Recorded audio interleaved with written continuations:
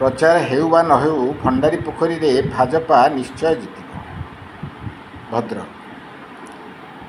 भद्रक जिलार भंडारी पोखरी विधानसभा क्षेत्र में कांग्रेस प्रार्थी निरंजन पट्टनायक और शासक बीजेडी प्रार्थी संजीव मल्लिक प्रचार कार्य यथेष्ट आगे रही बेले बीजेपी प्रार्थी घोषण में अहेतुक विलंब बीजेपी प्रचार अवधि कमिजा फल सर्वदा तृतीय स्थान रही आसुवा बीजेपी समर्थक संख्या बढ़िबो ना कमिबो ए संपर्क में प्रार्थी घोषणार मात्र घंटाए आगरू बीजेपी कृषक मोर्चार वरिष्ठ राज्य कार्यकारिणी सदस्य संकर्षण जेना को आम प्रतिनिधि दिलीप खुंटिया भेटी आलोचना करिसेंती।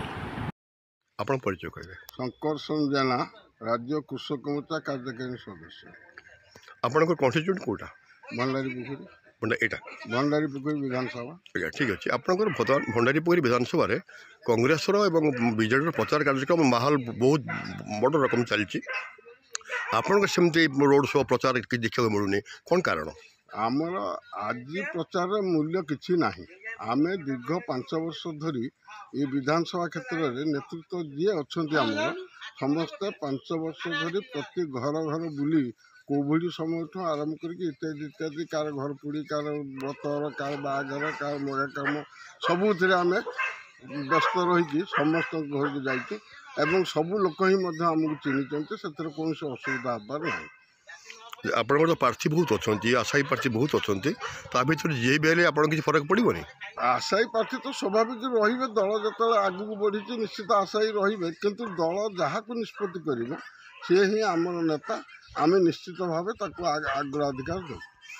आगामी दिन आप जो विलंब होलम्बटा प्रचार क्षेत्र में किसी असुविधा करनी विलंबटा प्रचार क्षेत्र में कौन असुविधार सम्मुखीन हबार ना कहीं 5 वर्ष धरी आम प्रचार क्षेत्र आगू को रही ये 4 मास कि मासकर प्रचार में किसी फरक पड़ो ना। अच्छा आपन कौन पोजिशन हम आशा कर आम निश्चित भंडारी पोखरी विधानसभा जितबू एवं ओडिशा सरकार करूँ निश्चित अच्छे।